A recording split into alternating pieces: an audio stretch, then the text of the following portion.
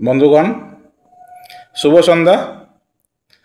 মূলনিবাসী বহুজন ঐক্যমঞ্চ আয়োজিত প্রতি শনিবারের ন্যায় আজকের এই সান্ধ্যকালীন আলোচনা চক্রে আপনাদের স্বাগত জানাই। পূর্ব ঘোষিত সূচি অনুসারে আজকে আমাদের আলোচনার বিষয় রয়েছে মাহাত সত্যাগ্রহ ও মনুস্মৃতি দহনের নেপথ্যের কিছু কথা। বাবা সাহেব যেরকম বলেছেন তার কথা দিয়ে শুরু করি। গঙ্গা জলে গঙ্গা পুজোর মতন, যে জাতির ইতিহাস জানে না সেই জাতি ইতিহাস গড়তে জানে না। এই বাণী দিয়েই আজকের এই মহতী আলোচনা আমি শুরু করছি। বন্ধুগণ, আজ আমি আপনাদের নিয়ে যাব প্রায় 100 বছর আগের ভারতে। মাহাত সত্যাগ্রহ সংগঠিত হয় 1927 সালে। সেই সময় যদিও ভারতবর্ষ ছিল রাজনৈতিকভাবে ব্রিটিশ শাসনের অধীনে, কিন্তু সামাজিকভাবে ব্রাহ্মণ্যবাদের শেকল পরিহিত হওয়ার কারণে দলিতরা ছিল দ্বৈত শক্তি দ্বারা শাসিত পরাধীন ভারতবর্ষের পশুবৎ বাসিন্দা। জাতিভেদ, অস্পৃশ্যতা ও ধর্মীয় শাস্ত্রের নামে বৈষম্য, এই ছিল এ দেশের বাস্তবতা। তখনকার সমাজে অস্পৃশ্যতার অবস্থা ছিল কল্পনাতীত। তারা সাধারণের জন্য ব্যবহৃত পুকুর বা ট্যাঙ্কি থেকে জল পর্যন্ত নিতে পারত না। মন্দিরে প্রবেশের অধিকার তো কোনো প্রশ্নই ওঠে না। কোনো ছাত্র যদি বিদ্যালয়ে ভর্তি হতো, শিক্ষক সহ অন্যান্য উচ্চবর্ণের ছাত্ররা তাকে অপমান করত। বাবা সাহেব ক্লাসের বাইরে বসতেন, সেটা তো একটা সময় ছিল। তার পরবর্তী সময় বাবা সাহেব যখন আন্দোলন আসে সেই সময়ের কথা বলি, তখনও এমন কিছু পরিবর্তন হয়নি।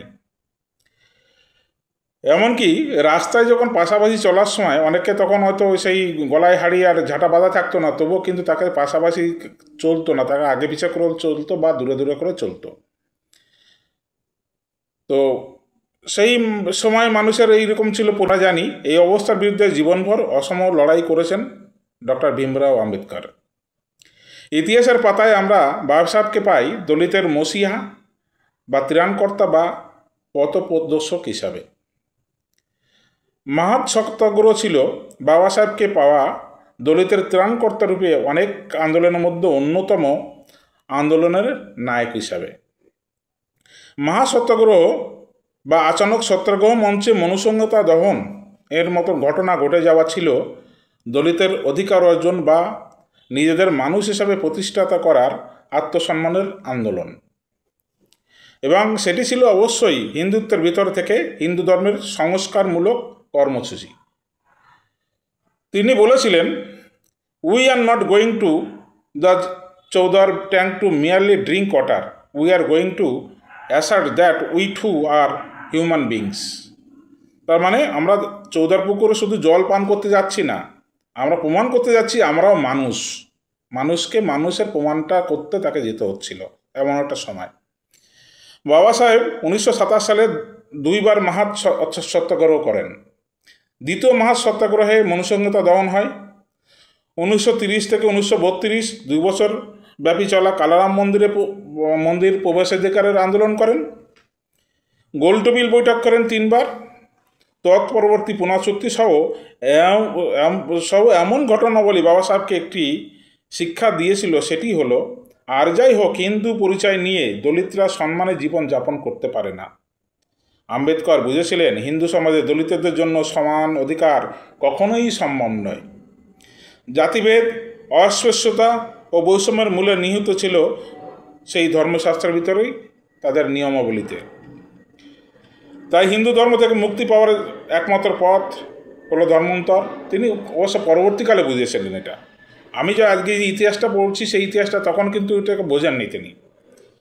তাই তো মানে পরবর্তীকালে বুঝেছেন বলেই, যখন বুঝেছিলেন তখন 13 অক্টোবর 1935 সালে ইয়োলাতে কনভেনশনে তিনি বিশাল জনসভায় বলে স্পষ্ট করে ঘোষণা করেছিলেন, I was born a Hindu but I will not die a Hindu. আমি হিন্দু হয়ে জন্মেছি কিন্তু হিন্দু হয়ে মরব না। ইয়োলা ঘোষণার পরবর্তী 21 বছর ধরে পৃথিবীর বিভিন্ন ধর্মগ্রন্থ পাঠ করে তিনি স্বধর্ম প্রত্যাবর্তনের সিদ্ধান্ত নেন। বাবা সাহেব 14ই অক্টোবর 1956 সালে মহাপরিনির্বাণের মাত্র 2 মাস আগে দীক্ষাভূমি নাগপুরে 5 লাখ অনুগামী সহ আনুষ্ঠানিকভাবে বৌদ্ধ ধর্ম গ্রহণ করেন। তিনি যে 21 বছর যে সময় নিয়েছিলেন, তিনি সারা পৃথিবীর যত ধর্মগ্রন্থ আছেন সবই কিন্তু তিনি অধ্যয়ন করে তারপরে তিনি খুঁজে পেয়েছিলেন যে বৌদ্ধ ধর্মকথা, বৌদ্ধ সেই প্রাচীন ভারতের মাটির সঙ্গে জুড়ে আসে, সেটা তিনি প্রমাণ পেয়েছিলেন। তবে তিনি স্বধর্মের প্রত্যাবর্তনের কথা বলেছিলেন। তাই নির্দ্বিধায় বলা যায় বাবা সাহেব মনে প্রাণে চেয়েছিলেন হিন্দু ধর্মের সংস্কার সাধন করে জাতপাতের ভেদাভেদকে বিলুপ্ত করায় সমানাধিকার অর্জন করতে, সেটা 1935 সালের আগে পর্যন্ত। কিন্তু হাজার বছর ধরে গড়ে ওঠা সমাজের ব্যবস্থা যে জগদ্দল পাহাড়কে তিনি হেলাতে পারেননি। তাই একটি আন্দোলনের ইতিহাসের মধ্য দিয়ে নতুন করে আমরা বাবা সাহেবকে খুঁজে পাই, তাকে তার অসীম ক্ষমতাকে আমরা চিনতে পারি, কত বড় লৌহ পুরুষ ছিলেন। সেরকমই একটা আন্দোলন হচ্ছে এই মহাসত্যাগ্রহ নিয়ে কিছুটা আমরা দেখে নিই সেই সময় কী অবস্থা ছিল, সেই ইতিহাসটাকে দেখে নিই। 1923 সালের বোম্বে লেজিসলেটিভ কাউন্সিলে এসকে বলে দ্বারা উপস্থাপিত একটি গুরুত্বপূর্ণ প্রস্তাব বোম্বাই সরকার বিধান রূপে গ্রহণ করে। সেটা কী ছিল? সেই বিধানকে অনুসরণ করে 1926 সালে মাহাদ মিউনিসিপ্যালিটি চৌদারপুকুর এর জল অস্পৃশ্য সহ সকল নাগরিকদের ব্যবহারের জন্য উপযোগী বলে আদেশ জারি করে। যদিও পরবর্তীকালে উচ্চবর্ণের বিরূপ মনোভাবের জন্য সেই আদেশ বাস্তবায়িত করা হওয়া খুব কঠিন হয়ে দাঁড়ায়। এই আদেশ কার্যকর করার লক্ষ্যে মাহাদে কোলবা জেলা ডিফ্রেস ক্লাস 1927 সালের 19 এবং 20 মার্চ একটি সম্মেলনের আয়োজন করে। সম্মেলনের আয়োজকরা পূর্ববর্তী মাসের প্রথম সপ্তাহ সম্মেলনের বিষয়ে B.R. আম্বেদকরকে অবহিত করেন এবং সম্মেলনের আয়োজক সংগঠনের পক্ষ থেকে সুরেন্দ্রনাথ টিপনিস, সুবেদার সাবেদকার ও অনন্তরাও চিত্রে 2 মাস যাবৎ পাহাড় থেকে গ্রাম থেকে উপত্যকা ঘুরে ঘুরে অবদমিত শ্রেণীকে সম্মেলনের গুরুত্ব সম্বন্ধে অবহিত এবং উদ্দীপ্ত করেন। ফলত দূর দূরান্ত থেকে 15 থেকে 17 বছরের আবাল বৃদ্ধ বনিতা কাঁধে চাল ডাল আটার ঝোলা ঝুলিয়ে 100 মাইলের বেশি পথ অতিক্রম করে মাহাদে পৌঁছায়। মহারাষ্ট্র ও গুজরাটের প্রায় সব জেলা থেকে প্রায় 10,000-এর বেশি প্রতিনিধি সেই সম্মেলনে যোগদান করেন। সম্মেলনকে সফল করার জন্য প্রতিটি সুবিধা প্রদান করা হয়েছিল বা সুব্যবস্থা করা হয়েছিল। সম্মেলনের প্রয়োজনে মেটানোর জন্য বনবন্ধুদের কাছ থেকে 40 টাকার জলও কিনতে হয়েছিল, কারণ সে কোথায় জল খাওয়ার অধিকার তো আমাদের ছিল না, তার জন্য তাকে জলও পর্যন্ত কিনে তার খাওয়াতে হয়েছিল। সেই সময় তার পুকুরের জল খাওয়ার সুযোগ পায়নি। ডক্টর আম্বেদকর সেই সম্মেলনে অর্ধনগ্ন বিমর্ষ সরল পুরুষ ও মহিলাদের সামনে সভাপতি হিসাবে সহজ সংক্ষিপ্ত এবং জোরদার ভাষণ দেন। তিনি বলেছিলেন, একটা সময় ছিল এখন যারা আমরা অস্পৃশ্য বলে নিন্দিত, তারা এক সময় অনেক উন্নত ছিলাম। এখনকার উন্নত শ্রেণী এবং অন্যান্য সম্প্রদায়ের তুলনায় শিক্ষা দীক্ষায় অনেক এগিয়ে ছিলাম। দেশ স্পন্দিত হতো আমাদের কর্ম ও কর্তৃত্বে। অত্যন্ত আন্তরিকতার সাথে তিনি সম্মেলনে যে বার্তা দেন তা মহারাষ্ট্রের পাহাড় থেকে উপত্যকা গ্রাম জুড়ে সেই বার্তা প্রতিধ্বনিত হয়। তিনি বলেছিলেন, ডিমিলিটারাইজেশন মানে মিলিটারিতে আমাদের ভর্তি বন্ধ করা হলো শ্রেণীর পতনের অন্যতম কারণ। তিনি বলেন, সেনাবাহিনী আমাদের জীবনযাত্রার মান বাড়ানোর এবং সেনা অফিসার হিসাবে আমাদের যোগ্যতা ও মেধা সাহস ও বুদ্ধিমত্তা প্রমাণ করার অনন্য সুযোগ দিয়েছিল। সেই দিনগুলিতে অস্পৃশ্যরাও সামরিক বিদ্যালয়ে প্রধান শিক্ষক হতে পারত এবং সামরিক ক্যাম্পে বাধ্যতামূলক প্রাথমিক শিক্ষা অত্যন্ত কার্যকর ও উন্নত ছিল, যা সবাইকে নিতেই হতো। তিনি বলেন, ব্রিটিশদের পক্ষ থেকে অস্পৃশ্যদের জন্য সেনাবাহিনীর দরজা বন্ধ করে দেওয়া হয়েছিল, যারা তাদের ভারতীয় সাম্রাজ্য প্রতিষ্ঠাতার সাহায্য করেছিল। আমরা জানি আমাদের যে পলাশির যুদ্ধ হয়েছিল সেটাও কিন্তু আমাদের কিছু আমাদের লোকই ওর সঙ্গে ছিল, যেটা ইংরেজদের হয়ে যুদ্ধ করেছিল। সেই আমরা পরবর্তীকালে ইতিহাসগুলো পেতে পারি বললে। তারপর বিভিন্ন অনুপ্রেরণামূলক সুরে বলেন, কোনো দীর্ঘস্থায়ী অগ্রগতি অর্জন করা যায় না যদি না আমরা নিজেদেরকে শুদ্ধিকরণের ত্রিস্তরীয় প্রক্রিয়ার মধ্যে রাখি। আমাদের অবশ্যই আচরণে, উচ্চারণে এবং চিন্তাভাবনা পুনর্জীবিত করতে হবে এবং এখনই আমাদের সেই মুহূর্ত থেকে একটি শপথ গ্রহণ করতে হবে। সেখানে তিনি বলেছিলেন যে আমরা কী কাজ করব, যে আমরা মরা জন্তু খাওয়া পরিত্যাগ করব। তখন আমাদের যে মাহার সম্প্রদায়ের মরা জন্তু খাওয়ার একটা ওদের প্রচলন ছিল। আমরা নিজেদেরকে মধ্যে একটি অদম্য সংকল্প তৈরি করব, আমরা আত্ম উন্নতির পথ খুঁজব এবং আমাদের আত্মসম্মানে ফিরে যাব এবং আত্মজ্ঞান অর্জন করব। তিনি সেনাবাহিনী, নৌবাহিনী ও পুলিশে প্রবেশের উপর সরকারি নিষেধাজ্ঞার বিরুদ্ধে আন্দোলন করার জন্য অনুরোধ করেন এবং সরকারি চাকরি ও শিক্ষায় প্রবেশের গুরুত্ব দেন।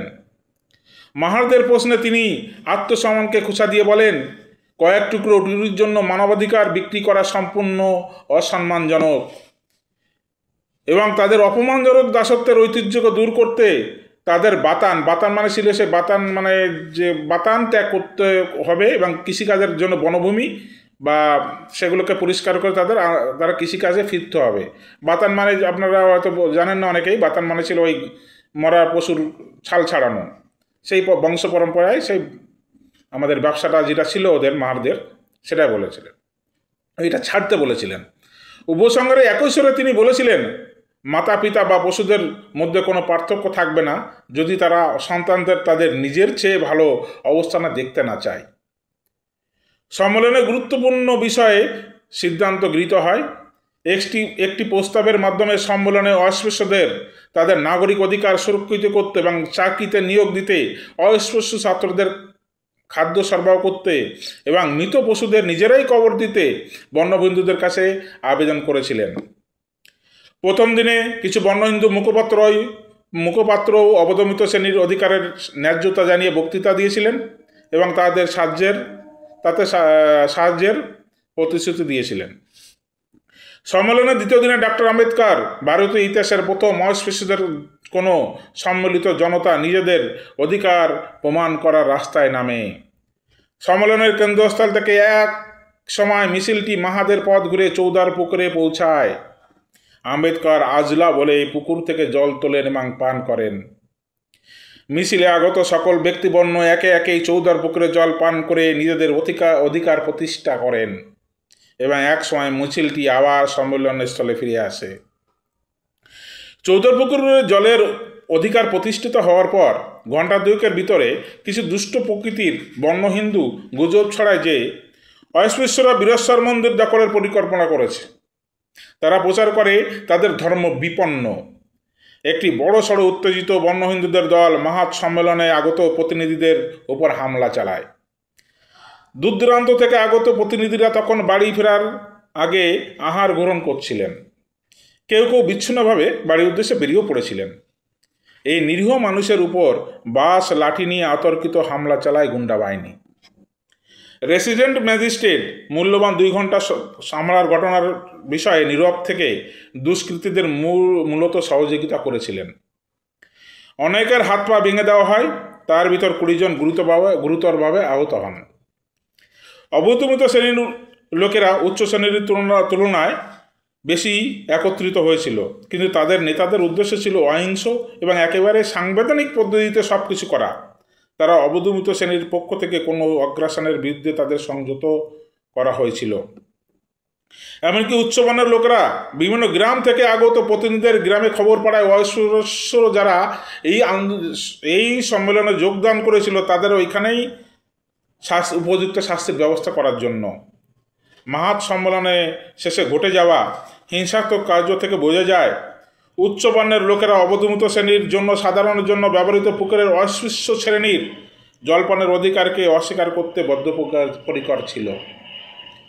এইভাবে মহারাষ্ট্রে অবদমিত শ্রেণীর প্রথম বড় মুক্ত সম্মেলন এবং তাদের নাগরিক অধিকারগুলির কায়েম করার প্রথম জনসাধারণের প্রথম প্রচেষ্টা। এই সম্মেলন ছিল মহান এবং গুরুত্বপূর্ণ ঘটনা, ভারতের ইতিহাসে একটি যুগের সূচনা। এটিকে এমন একটি ঘটনা ছিল যা ডাক্তার আম্বেদকরের ব্যক্তিগত জীবন ও সামাজিক ও জাতীয় পুনর্গঠনের পরিচয়কে বদলে দেয়। মনে প্রশ্ন উঠতে পারে, পরবর্তীকালে চৌদার পুকুরের পরিণতি কী হয়েছিল? উচ্চ বর্ণের মতে নিম্ন বর্ণের অস্পৃশ্যদের ছোঁয়াতে চৌদার পুকুরের জল অস্পৃশ্য হয়ে পড়ে, যা কিনা পরবর্তীকালে 108 কলসি গোমূত্র দই মিশিয়ে জলে ফেলে মন্ত্রোচ্চারণের মাধ্যমে শুদ্ধ করে চৌদার পুকুরকে অস্পৃশ্যতার কলুষিত থেকে মুক্ত করা হয়। এই বন্য হিন্দুদের দ্বারা আয়োজিত চৌদার পুকুর জল শুদ্ধিকরণের সংবাদটি অস্পৃশ্যদের হৃদয়কে বিদারিত করে, বিশেষ করে বাবা সাহেবের হৃদয়ে গভীর ক্ষত তৈরি করে। তিনি ন্যায় প্রতিষ্ঠার অদম্য অধৈর্য এবং জেদি হয়ে নতুন করে চৌদার পুকুর সত্যাগ্রহ আন্দোলন শুরু করার কথা ঘোষণা করেন। তদনুসারে 26শে জুন 1927 তারিখে বহিষ্কৃত হিতকারিণী সভা চৌদার পুকুর আন্দোলনের দুষ্কৃতির হামলা এবং তার পরবর্তীকালে হিন্দুদের দ্বারা জল শুদ্ধিকরণে নিন্দা প্রস্তাব গ্রহণ করে এবং আরও ঘোষণা করে, এই সংগঠনের পৃষ্ঠপোষকতায় পরবর্তীকালে বাবা সাহেব ঘোষিত চৌদার পুকুরের সত্যাগ্রহ অনুষ্ঠিত হবে এবং যারা এই আন্দোলনে অংশগ্রহণ করতে আগ্রহী তারা নিজেদের নাম বহিষ্কৃত হিতকারিণীর অফিসে নথিভুক্ত করতে পারে। সেই আন্দোলনের সূত্র ধরে 3 জুলাই 1927 সালে কোষাজি জাহাঙ্গীর হলে বাবা সাহেবের সভাপতিত্বে 1000 প্রতিনিধি নিয়ে সাধারণ সভা অনুষ্ঠিত হয়। সেই সভায় 350 টাকা সংঘর্ষ তহবিলে জমা পড়ে। অনেকেই সেই সত্যাগ্রহের স্বেচ্ছাসেবক হিসাবে হতে আগ্রহ প্রকাশ করে। সভা অনুষ্ঠিত হয় 30শে অক্টোবর 1927। সেই সভায় 25শে ডিসেম্বরের 1927 মাহাদেব অস্পৃশ্যদের অধিকার আদায়ের সত্যাগ্রহ অনুষ্ঠিত হবে বলে দিন নির্ধারণ করা হয়। সেই সভাতে আরও 570 টাকা চাঁদা জমা। মধ্যে মাহাদ মিউনিসিপ্যালিটি 4 আগস্ট 1927 সালের 4 আগস্ট 1924 সালে চৌদার পুকুর অস্পৃশ্য সহ সকল জলাধার জনসাধারণের জন্য উন্মুক্ত করার আদেশটি প্রত্যাহার করে নেয়। বাবা সাহেব আম্বেদকর 11 সেপ্টেম্বর বোম্বের দামোদর হলে চৌদার পুকুর সংঘর্ষ কমিটির সভায় এই আদেশটি প্রত্যাহারকে চ্যালেঞ্জ হিসাবে নেন এবং আন্দোলনের সংশোধিত পরিকল্পনা গ্রহণ করে একদিনের পরিবর্তে ডিসেম্বরে 25 এবং 26 দুই দিনের সত্যাগ্রহের পরিকল্পনা নেন। সমগ্র মাহাত তখন উত্তেজনায় টান আন্দোলনের বিরোধী পক্ষ উচ্চবঙ্গের প্রতিনিধিরা 27 নভেম্বর 1927 সালের বীরেশ্বর মন্দিরে বাবা সাহেবের ঘোষিত সত্যাগ্রহ আন্দোলন প্রতিহত করার জন্য সম্ভাব্য পন্থা বের করতে সভা ডাকেন। তার সভাটি অমীমাংসিতভাবে শেষ হয়, জিতা যায়। জেলা শাসক ডিসেম্বরের 7 তারিখ মাহাত পরিদর্শন করেন। দুপক্ষের নেতাদের সঙ্গে আলাদা করে কথা বলেন। বন্য হিন্দুদের শান্তি শৃঙ্খলা রক্ষার স্বার্থে অস্পৃশ্যদের চৌদার পুকুর জল গ্রহণ আন্দোলনে বিঘ্ন না ঘটানোর আবেদন জানান। ডিসেম্বরের 22 তারিখে হিন্দুরা মাহাত সিভিল কোর্টে অস্থায়ী নিষেধাজ্ঞা আরোপ করার আবেদন করে মামলা করে। মূলত বন্য হিন্দুদের দাবি ছিল চৌদার পুকুর বন্য হিন্দুদের ব্যক্তিগত সম্পত্তি এবং অস্পৃশ্যদের কোনো অধিকার নেই জল গ্রহণ করার। বিচারপতি জিবি বৈদ্য 14 ডিসেম্বর অস্থায়ী নিষেধাজ্ঞা জারি করেন। আইনগত দিক থেকে বন্য হিন্দুদের সম্পত্তি হলেও তাদের অমানবিকতা এবং সংকীর্ণ মানসিকতার দিকে তার নিষেধাজ্ঞাতেও নোট করেন। তিনি শেষ পংক্তিতে লেখেন, I have no doubt that the spread of education will, in course of time, materially alter these conditions and bring the two communities in a clear and friendly contact with each other, and that untouchability will be a thing of the past. Taking all these circumstances into consideration, I think I would be failing in duty if I were not to refuse the injunction prayed for. It is very painful duty that I am called upon to perform, but the call of the duty leaves no room for choice. Therefore, order that a temporary injunction as asked for with notice be issued. সই করেছিলেন GB বৈদ্য, এই civil কোর্টের বিচারক। চৌধুরীপুকুর আন্দোলনের পক্ষে অস্পৃশ্যদের নেতা doctor Ambedkar Shiva তারকার কৃষ্ণাজি S কদমকে চৌধুরীপুকুরের নিকটে যাওয়ার আদালতের অস্থায়ী নিষেধাজ্ঞার নোটিশ ধরানো হয়। উদ্ভূত পরিস্থিতি নিয়ে আলোচনার জন্য 21শে ডিসেম্বর কোলবার আলিবাগে ঘোষিত সত্যাগ্রহের ভবিষ্যৎ নিয়ে একটি সভা অনুষ্ঠিত হয়। বাবা সাহেব আম্বেদকর 250 জন প্রতিনিধির সেই সভায় আম্বেদকর সহ 250 জন প্রতিনিধি উপস্থিত ছিলেন এবং আম্বেদকর সেখানে সভাপতিত্ব করেন। চৌধুরীপুকুর আন্দোলনের পক্ষে সাম্বাজি শান্তজি ওয়াগমোর, নিমানদারকার, খোলানওয়ার্দেকার, জুনারাকার আরও বেশি করে জনসাধারণকে সত্যাগ্রহ যোগদানের আহ্বান জানান। সত্যাগ্রহের জন্য প্যান্ডেলের নির্মাণের জন্য কোনো উপযুক্ত স্থান হিন্দু যারা ওইখানকার ছিল তারা দিতে রাজি হয়নি। কোনোভাবে একজন মুসলিমের বদান্যতায় তার জমিতে প্যান্ডেল তৈরি করা হয়। স্থানীয় ব্যবসাদাররা সত্যাগ্রহের জন্য চাল, ডাল, আটা বিক্রি করতে রাজি হয়নি এবং সত্যাগ্রহ আয়োজকদের সঙ্গে যে কোনো লেনদেন বন্ধ করে দেয়। অনন্তরাও চিত্রে বহু কষ্টে সকল কার্য সমাধান করেন। সুবেদার গার্ডগে শহরের বাইরে থেকে খাদ্য সামগ্রী জোগাড় করে আনেন। ডিসেম্বরের 19 তারিখে জেলা প্রশাসনের পদাধিকারীরা মাহাদে এসে আস্তানা গেলেন। চৌধুরীপুকুরের চারিদিকে পুলিশ মোতায়েন করা হয়। ডিসেম্বরের 21 তারিখ থেকে মাহাদে সত্যাগ্রহীদের আগমন শুরু হয়। জেলা শাসক তাদের আস্তানাগুলিতে রোজ পরিদর্শন করতেন আর বুঝিয়ে সুঝিয়ে পরিকল্পিত সত্যাগ্রহ থেকে নিজেদের সরিয়ে রাখতে পরামর্শ দিতেন। ডিসেম্বরের 24 তারিখে 200 নেতা ও প্রতিনিধি দল সহ বাবা সাহেব বোম্বে থেকে মাহাদের উদ্দেশ্যে রওনা হন। পরের দিন দুপুরে মাহাদ থেকে 5 কিলোমিটার দূরে দাসগাঁওতে তিনি পৌঁছান। সেখানে আরও 3000 সত্যাগ্রহী অপেক্ষায় ছিল অভ্যর্থনা জানানোর জন্য। তাদের আগমন মুহূর্তে চারিদিকে কোলাহলপূর্ণ হয়ে ওঠে। সময় ব্যয় না করে অভ্যর্থনা পর্বের শেষে সাক্ষাতের আহ্বান জানিয়ে পুলিশ সুপার জেলা শাসকের স্বাক্ষরিত একটি পত্র বাবা সাহেবকে ধরান। বাবা সাহেব তড়িঘড়ি তার লেফটেন্যান্ট শেষার আদাউ বুধেকে সঙ্গে নিয়ে জেলা শাসকের অফিসে সাক্ষাৎ করেন। জেলা শাসক প্রথমে বিনয়ের সঙ্গে উপদেশ, তারপরে তর্কাতর্কি, অবশেষে জোর দেন উদ্ভূত সংঘর্ষকে রদ করতে। কিন্তু দলনেতা বাবা সাহেব জেলা শাসকের চোখে চোখ রেখে তিনি সেটাকে সামলে আসেন এবং তিনি রাজি হননি। যদিও সম্মেলনে আগত সত্যাগ্রহীদের সামনে ভাষণ দিতে বাবা সাহেবকে জেলা শাসক মানা করে। অফিসারদের তত্ত্বাবধানে দাসগাঁও থেকে মাহাদের উদ্দেশ্যে প্রতিনিধিদের মিছিল শুরু হয় এবং বেলা 2:30টার সময় মিছিল সভাস্থলে পৌঁছায়। বাবা সাহেব জেলা শাসকের সঙ্গে সাক্ষাৎ শেষে দ্রুত সভাস্থলে পৌঁছান এবং তিনি কোনো স্পেশাল খাবার গ্রহণ করতে অস্বীকার করেন। সাধারণ জনতার সঙ্গে বসেই খাবার গ্রহণ করেন। বিকেল 4:30টার সময় সম্মেলন শুরু হয়। দেশের বিভিন্ন প্রান্ত থেকে সত্যাগ্রহের জন্য আগত বিভিন্ন শুভেচ্ছাপত্র পাঠের মাধ্যমে 15,000-এর বেশি জনসমাগম ঘটে সেই সম্মেলনে। বেশিরভাগ মানুষের গায়ে কাপড় নেই, পুরনো ছেঁড়া পাগড়ি, মুখে লম্বা লম্বা না কামানো দাড়ি, চোখ মুখে গভীর প্রত্যয় ও আশা। বাবা সাহেব ভাষণ দিতে উঠলেই সভাস্থলটির আশ্চর্য এক নীরবতায় ডুবে যায়। তিনি সবার শুরুতে মার্চে সংগঠিত চৌধুরীপুকুর আন্দোলনের পরবর্তী সময় ঘটে যাওয়া বিভিন্ন হিংসাজনক ঘটনার উল্লেখ করেন। তিনি বলেন, বন্য হিন্দুরা যদি অস্পৃশ্যদের অধিকারকে নিত তবে সম্মেলনের আর প্রয়োজন পড়তো না। মার্চ সম্মেলনে আগত প্রতিনিধিদের উপর অকথ্য প্রাণঘাতী অত্যাচার চালানো হয়েছে।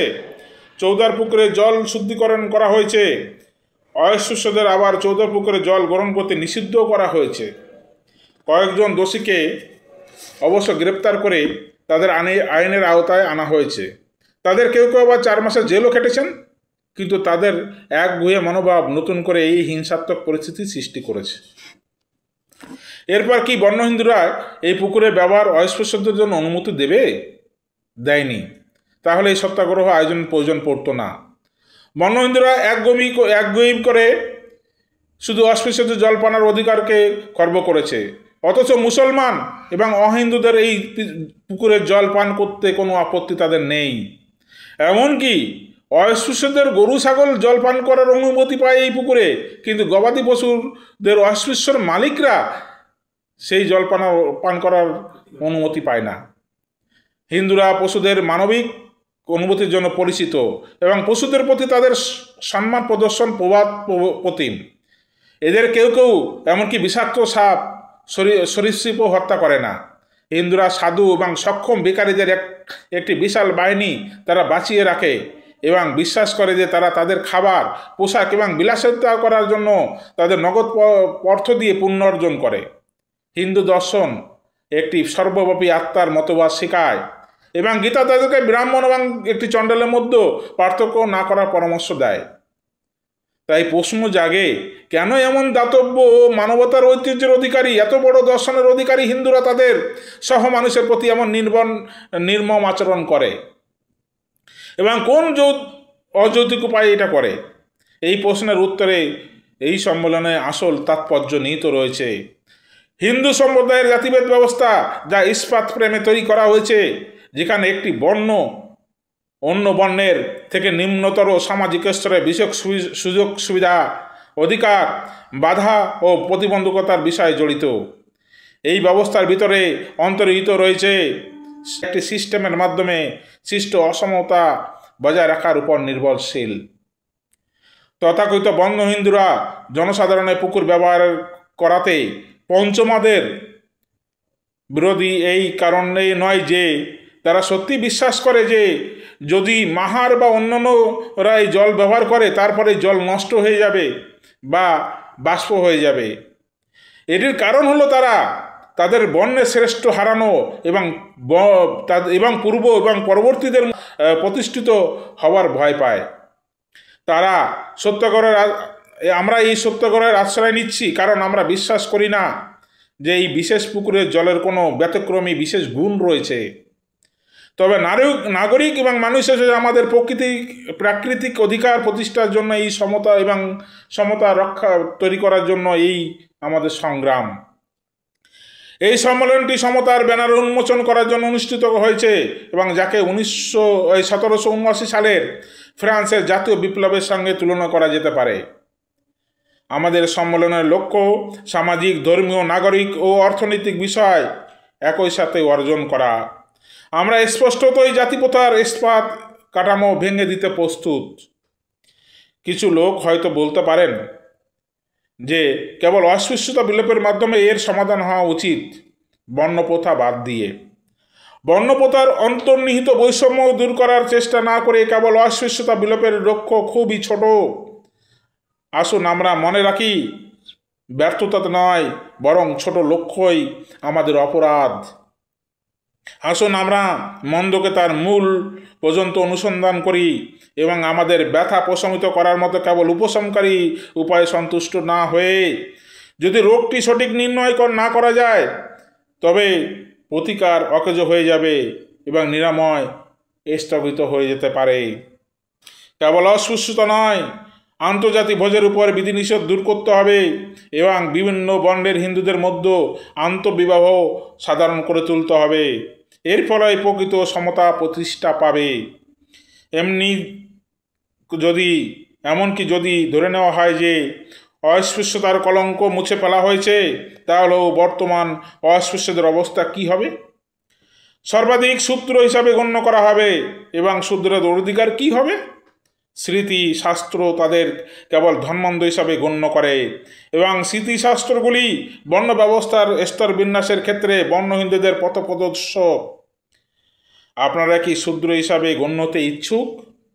আপনারা কি এই ধর্মান্ধদের অবস্থান মেনে নিতে ইচ্ছুক? আপনারা কি উচ্চ শ্রেণীর হাতে আপনাদের ভাগ্য ছেড়ে দিতে প্রস্তুত? এটা বলার অপেক্ষা রাখে না।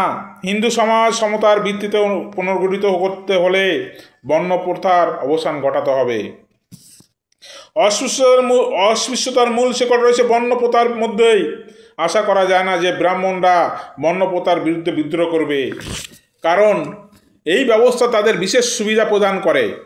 তারা স্বেচ্ছায় তাদের বিশেষাধিকার এবং স্মৃতির ভিত্তিতে হিন্দু ধর্মের শ্রেণী বিন্যাসের বর্তমান আধিপত্য ত্যাগ করবে না। তাদের কাছে জাপানের সামুরাইদের মতো সমস্ত সুযোগ সুবিধা ত্যাগ করা আশা করা বৃথা হবে। এছাড়া আমরা অব্রাহ্মণদের উপর নির্ভর করে আমাদের যুদ্ধ লড়তে বলতে পারি না।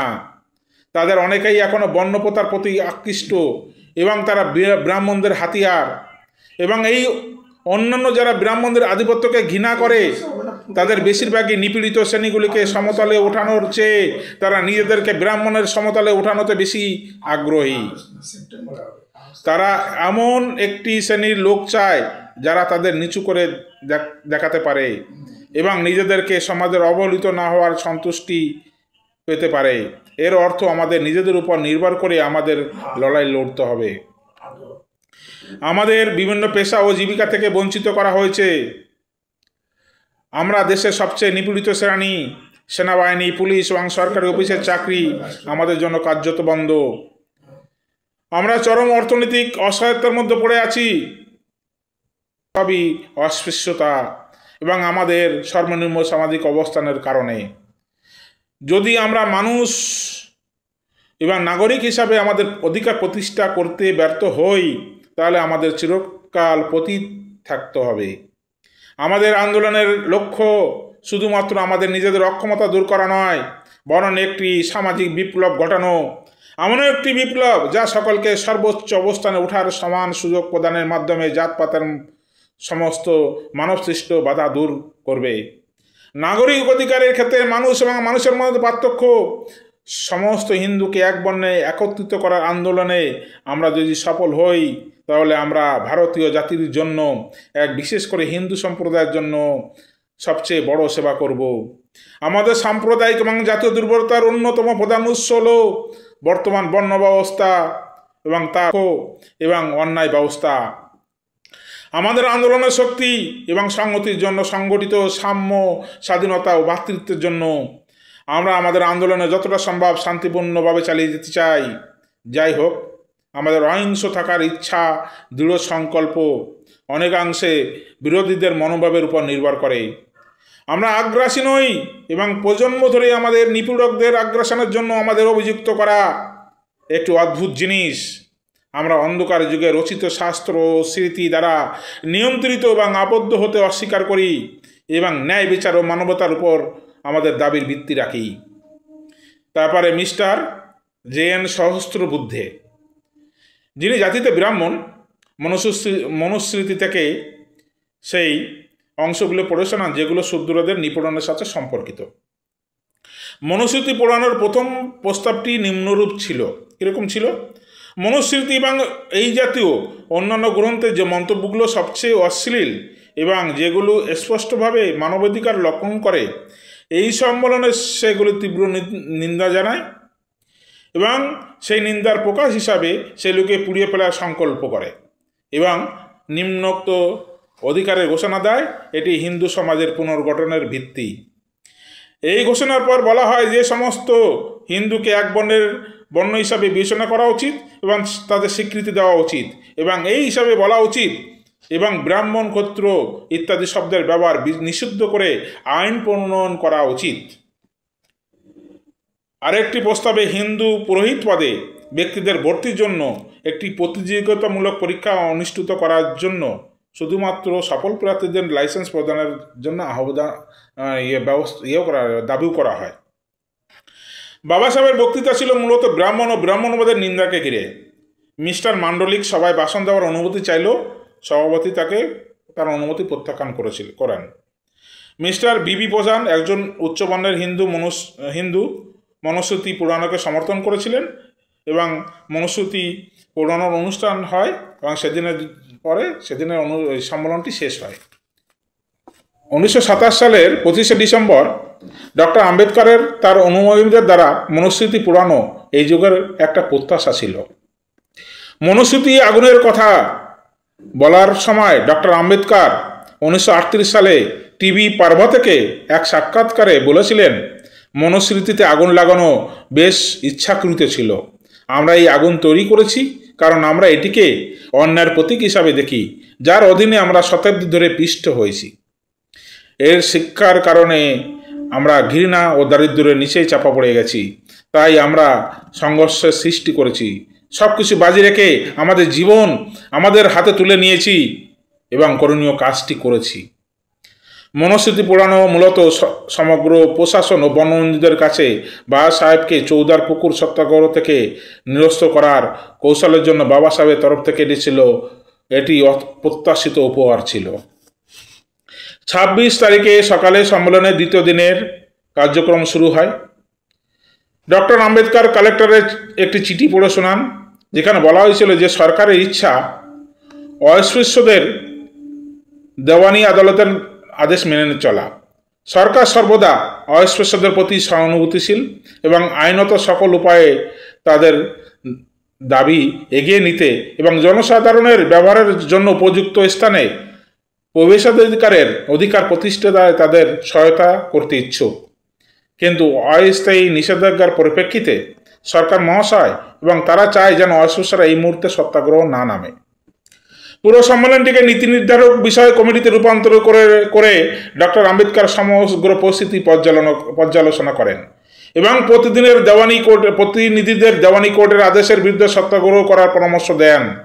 যদিও প্রতিনিধিরা তাদের এই কাজের জন্য কোনো পরিণতির জন্য প্রস্তুত থাকে এবং প্রফুল্ল চিত্রে এবং স্বেচ্ছায় কারাবাস ও যন্ত্রণা ভোগ করার যদি তারা সহমতি প্রকাশ করে, তবে সম্মেলনে অনুভূতি অবিলম্বে সত্যাগ্রহ শুরু করার পরামর্শের পক্ষে ছিল এবং সত্যাগ্রহ স্থগিত করার পক্ষে যে কোনো বক্তার বক্তব্য বিরুদ্ধতার কথা সভাপতির শুনতে খুবই অসুবিধা হচ্ছিল। আম্বেদকর তখন পরামর্শ দেন যে অনুভূতির তীব্রতা ঠিক মতো পরিমাপ করার জন্য যারা সত্যাগ্রহের পক্ষে ছিলেন তাদের সত্যাগ্রহ অনুশীলনের জন্য লিখিতভাবে তাদের সম্মতি দিতে বলা উচিত।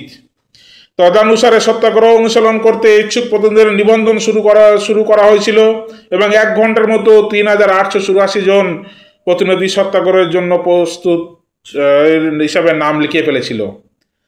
কালেক্টরকে জানানো হয়েছিল যে সম্মেলনে সত্যাগ্রহের পক্ষে, যা শুনে কালেক্টর ব্যক্তিগতভাবে সম্মেলনে বক্তব্য দেওয়ার ইচ্ছা প্রকাশ করেছিলেন। বিকেল 5:30টার সময় সত্যাগ্রহ সম্মেলন শুরু হলে মিস্টার হুড, কালেক্টর, পুলিশ সুপারিনটেন্ডেন্টের সাথে সম্মেলনে যোগদান করেন। কালেক্টর মারাঠি ভাষায় সবাই বক্তব্য রাখেন। মিস্টার হুড বলেন, আমি জানি আপনারা সবাই কেন এই সম্মেলনে জড়ো হয়েছেন। আমি এটাও জানি যে আমি যদি আপনাদেরকে সত্যাগ্রহ পিছিয়ে দেওয়ার পরামর্শ দিই তবে আপনারা খুবই অত্যন্ত অনুতপ্ত হবেন, কারণ আপনারা গত 3 মাস ধরে এটির জন্য প্রস্তুতি নিয়েছেন। তবে আপনারা সকলেই জানেন যে এই বোম্বে আইন পরিষদ এমন একটি রেজুলেশন পাস করেছে যে অবদমিতদের জন্য সরকারি স্কুলে ভর্তি এবং জলাধারে ব্যবহার করার অনুমতি পাবে। স্থানীয় বোর্ডকে এই কাজে দেখার জন্য পরামর্শ দেওয়া হয়েছে। মিস্টার হুড তাদের পুকুরটি ব্যবহারের অনুমতি দিতেন, কিন্তু 10 দিন আগে একটি নতুন ঘটনা ঘটেছে যে পুকুরটি ব্যক্তিগত সম্পত্তি হওয়ায় এটিতে একটি অস্থায়ী নিষেধাজ্ঞা মঞ্জুর করা হয়েছে। আমি জেলার কালেক্টর হিসাবে আপনাদের সঙ্গে কথা বলছি এবং সরকারের পক্ষ থেকে আপনাদের আশ্বস্ত করতে চাই যে সরকার অস্পৃশ্যদের পক্ষে এবং আপনাদের বলতে চাই যে সরকার এবং আমি আপনাদের বন্ধু, আপনাদের মধ্যে কেউ আদালতের আদেশ অমান্য করে সত্যাগ্রহ করার ইচ্ছা পোষণ করেছেন দেখে আমি অত্যন্ত দুঃখিত। আমার মনে হয় এই পদক্ষেপ খুবই ক্ষতিকর হবে। আমি আপনাদেরকে মামলা প্রস্তুত করার এবং সাংবিধানিক ও আইনিভাবে এটি ডলাই করার পরামর্শ দিচ্ছি। আমি আন্তরিকভাবে আশা করি যে রায় আপনাদের পক্ষে আসবে। সুবেদার ঘাটগে এবং তার বক্তারা বলেন যে তারা সেখানে সরকারের বিরুদ্ধে নয়, বরং স্পর্শকাতরদের বিরুদ্ধে সত্যাগ্রহ করতে এসেছেন। এরপর ডক্টর আম্বেদকর কালেক্টরকে প্যান্ডেল থেকে বের করে আনেন। সন্ধ্যা 7টা, একের পর এক স্পিকার সত্যাগ্রহ শুরু করার পক্ষে করা হয়েছিল। ডক্টর আম্বেদকর আবার পরের দিন সকাল পর্যন্ত আলোচনা স্থগিত রাখেন। রাতে প্রধানরা একত্রিত হন, আলোচনা করেন এবং আদালতের মামলা বিচারাধীন থাকায় সংগ্রাম স্থগিত রাখার সিদ্ধান্ত নেন। তবে ট্যাঙ্কের বা চৌদার পুকুরের পাশে মিছিল করে পরিক্রমা করার সিদ্ধান্ত নেওয়া হয়। সেই অনুযায়ী সেই সিদ্ধান্ত জেলা ম্যাজিস্ট্রেটকে জানানো হয়। 27শে ডিসেম্বর সকালে ডক্টর আম্বেদকর সংগ্রামের উপর প্রথম প্রস্তাব প্রত্যাহার করে আরেকটি প্রস্তাব উত্থাপনের জন্য উঠে দাঁড়ালেন। শ্বাসরুদ্ধকর নীরবতার মধ্যে সম্মেলনকে সংগ্রাম স্থগিত রাখার আহ্বান জানালেন। তিনি এক দ্বিধাদ্বন্দ্বের কবলে পড়েছিলেন। প্রতিনিধিদের উৎসাহ দমনের মতো একটা ভারী মানসিক মুহূর্ত। তিনি কৌশলে সংকটময় পরিস্থিতি মোকাবেলা করেন। তিনি প্রতিনিধিদের উদ্দেশ্যে আবেদনময় সুরে বলেন, যারা ইতিমধ্যে অস্থির ও উন্মত্ত হয়ে উঠেছিল, আপনারা একটি সাহসী জাতি, আপনারা ন্যায্য অধিকার প্রতিষ্ঠার জন্য বলিদান দিতে প্রস্তুত, তারা নিশ্চিতভাবে উন্নতি করবে। কিন্তু এমন মুহূর্তে এসেছে যখন আঘাত করার আগে আপনার দুবার ভাবা উচিত।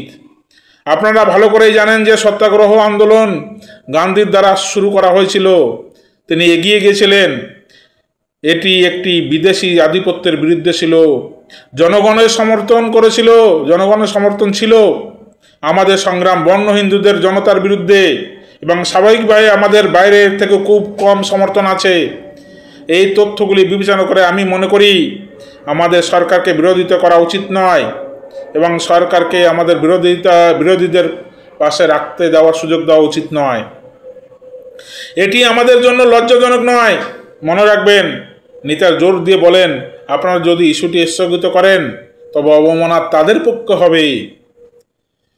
আমার অবস্থানের বিষয়ে আমি আপনাদেরকে আশ্বাস দিচ্ছি যে আমি আদেশের 3 স্তরীয় বিপদ ভঙ্গের মুখোমুখি হতে প্রস্তুত। একজন আইনজীবীর আচরণ নিয়ন্ত্রণকারী ও নিয়ম লঙ্ঘনের অভিযোগে অভিযুক্ত এবং কারাবাসের সম্ভাবনায় আমি প্রস্তুত আছি। আমার ভাইয়েরা বলে সম্বোধন করে বলেন, বিনয়ের সাথে শেষ করেন, এবং সংগ্রাম স্থগিত করার অর্থ এই নয় যে আমরা আন্দোলন থেকে সরে গেছি। আমাদের লড়াই এই পুকুরের দাবি প্রতিষ্ঠা না করা পর্যন্ত চলবে। স্লোগান, বোর্ড এবং প্ল্যাকার্ড নিয়ে স্বেচ্ছাসেবকদের ধীরে ধীরে এগিয়ে শুরু করেন। মিছিলটি চৌদার পুকুরের পৌঁছে প্রদক্ষিণ করে। আর বর্ণ হিন্দুরা কী করেছিল তখন? রাস্তাঘাটে সেদিন জনশূন্য হয়ে গেছিল। তাদের ঘরবাড়ি বন্ধ করে রেখেছিল। আর তাদের পরে কোনো দুর্ঘটনা ছাড়াই দুপুরের দিকে মিছিলটি প্যান্ডেলে ফিরে আসে। আম্বেদকর পরবর্তীকালে বলেছিলেন, we burn this Manusmriti as a protest against the system which has made us slaves. আমরা এই মনুস্মৃতিকে দাহন করেছি সেই ব্যবস্থার বিরুদ্ধে প্রতিবাদ জানাতে, যে অবস্থা আমাদেরকে দাসে পরিণত করেছে। আগুনে ভস্মীভূত হলো সেই গ্রন্থ যা হাজার বছর ধরে মানুষকে মানুষ হতে দেয়নি। এই দিন আজও স্মরণ করা হয় মনুস্মৃতি দহন দিবস হিসাবে। এই ঘটনার পর রক্ষণশীল সমাজের তীব্র প্রতিক্রিয়া দেখা দেয়। অনেকে বলেন আম্বেদকরের বিরুদ্ধে মামলা করা উচিত। ঠিক তখনই সংস্কারক গাডগে মহারাজ বলে মন্তব্য করেছিলেন, if you file a case against Baba Saheb for burning Manusmriti, he will not stop there, he will burn all the others scripture too. যদি বাবা সাহেবের বিরুদ্ধে মামলা করা হয় মনুস্মৃতি পড়ানোর জন্য, তবে তিনি আর সেখানে থামবেন না, তিনি বাকি গ্রন্থগুলোকে পুড়িয়ে শেষ করে দেবেন। এই উক্তির মধ্যে ছিল গভীর সত্য। বাবা সাহেবকে ভয় দেখিয়ে থামানো যাবে না। তিনি অন্যায়ের মূল পর্যন্ত গিয়ে তা ধ্বংস করেছেন।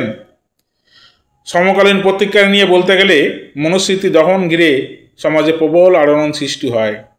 রক্ষণশীল হিন্দুরা ক্ষুব্ধ হয়ে ওঠে। তারা বলে যে এটি ধর্মের প্রতি আঘাত। কিন্তু নিপীড়িত শ্রেণীর কাছে এটি হয়ে উঠল আশার আলো। প্রথমবার তারা দেখল কেউ তাদের পক্ষে সাহস করে শাস্ত্রকে চ্যালেঞ্জ করেছে। শুধু মহারাষ্ট্র নয়, সারা ভারতে দলিত আন্দোলনের জন্য এক অভূতপূর্ব প্রেরণা হয়েছিল। ধন্যবাদ।